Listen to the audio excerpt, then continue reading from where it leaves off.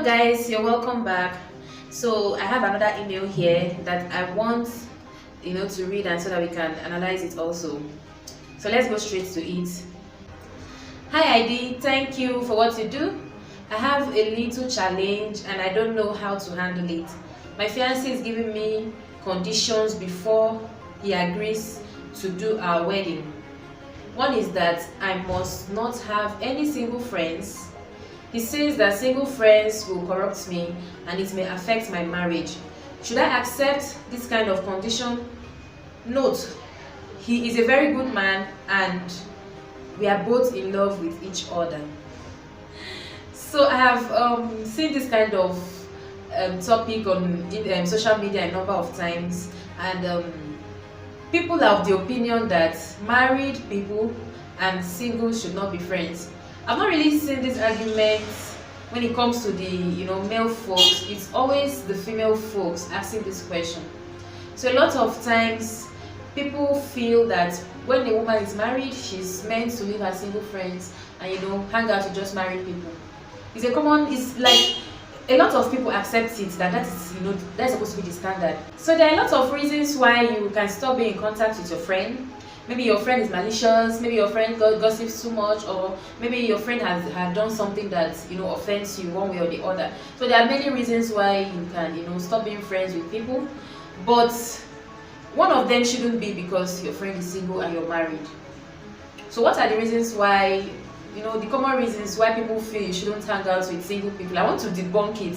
So my friend there that sent this mail, I want you to listen very attentively, and then this is just my opinion. I want you to use your own brain and see if it is really worth it, to stop being friends with your single friends just because you're married.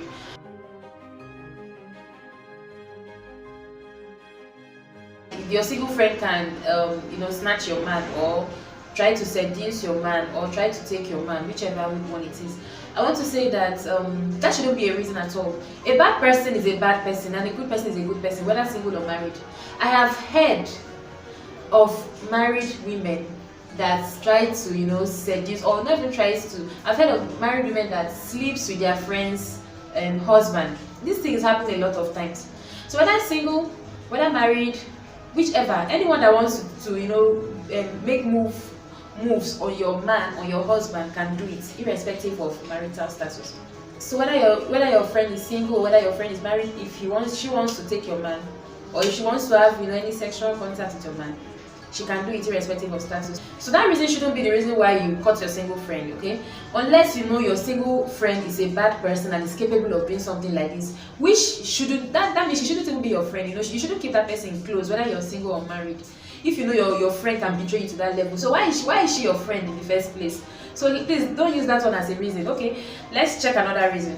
Change in priorities. So we know when you get married, your schedule changes drastically, especially when children start coming in.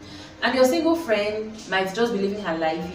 She doesn't have a lot of responsibilities when it comes to family, maybe apart from her immediate family, and there might not be children. So her priorities are different from yours. You have family to take care of. You have you have to cook. You have to make sure that the family is well fed. You have to ensure that your children are in good health. There are a lot of things that are going to change once you get married, and that is understandable. But how that can affect your friendship is maybe people will not have time to you will not be able to spend time with each other the way you would have loved to. And if your single friend is understanding, yeah, she can come and visit once in a while. It doesn't.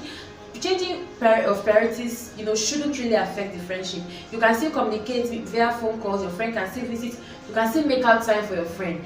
But that reason is not enough to cut. We're talking of cutting your single friends entirely. So change in priorities shouldn't make you lose your friends. Shouldn't make you cut your single friends.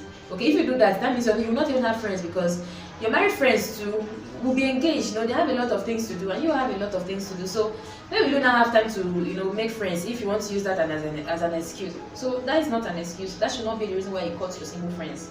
So I'm trying to find out what will make her man to say she should cut her single friends, and if it is really a good reason to cut her single friends. So another reason her man might say that, or another reason why people cut their single friends is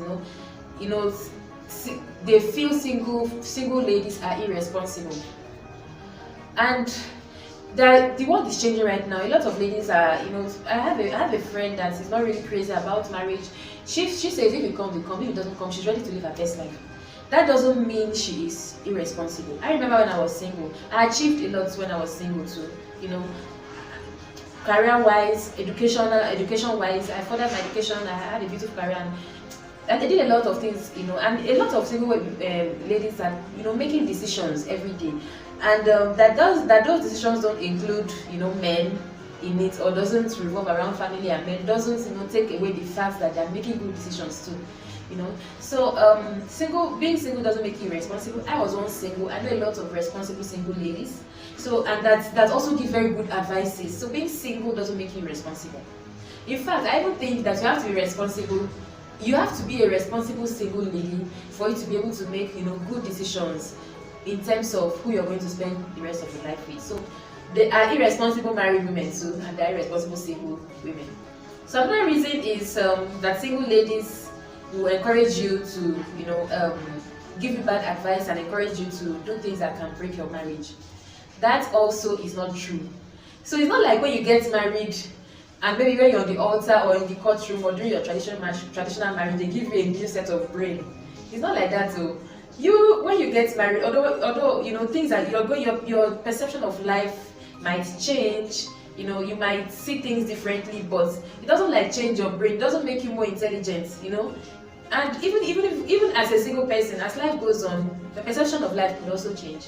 Sure, you get. So it's not like when you get married, you become more intelligent or they give you extra brain. If you're mumu as a single, you go mumu when you're married. That is just the fact. So singles, will give you a bad person will give you bad advice, and you too, don't you have brain to be able to know which one is bad advice and which one is good advice? A bad person will give you bad advice. So it's good to select your friends. If you are single, select your friends and make sure you have good friends that can give you good advice. Friends where get sense, and even when your single friends get married, they will see, if you have a single friend that is not smart and then she gets married, will that automatically make her smart? That is not the case. So being single doesn't mean that they will give you bad advice. It doesn't mean, and you too, you have to be able to know which one is. You don't just filter everything in. Every advice people give you, you just be taking it. You have to know the one to take and apply and the one that you're supposed to take. So what am I trying to say now? If your single friend is the type that is intelligent, that of course you should know your friend. They say should be your friend. I'll tell you who you are. Okay, so if you have a friend that is not smart, that is irresponsible, that is that you feel is not loyal, that can take your man, then the blame is on you. And then to your man, I don't like men that give this kind of conditions.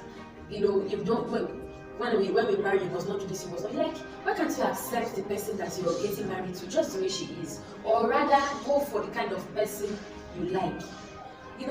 This idea of trying to change people to suit your own definition of what you want, or you want the person to change her personality just to suit your ego. I don't understand it at all. You met this person and the way she already had friends, before she got married to you. Why would you not tell her that because she's married to you, people that she had known for 10, 20 years before, that she should cut them so that both of you can get married? I feel that is a serious red flag, but I'm not saying you should, use that as a yardstick to define your relationship with this man. But I think you need to have a discussion with him, because it starts with you must cut your friends. Tomorrow you must not do this. You must not do this. More conditions are going to come as time goes on. If this is the way he's starting, and I don't advise married women to cut their friends. Both of you should have your own separate lives. I'm not saying separate life, have your own thing going, and your husband should have his own thing going. Your husband shouldn't be I don't know how to put this. Your husband shouldn't be everything. Have your life. Let it be two people with their separate lives coming together to build something beautiful. You shouldn't everything revolves around your husband. No, I don't think that's a good idea. Let there be space sometimes. Okay, have your friends. It will help you so that when you come back, you will have things to talk about.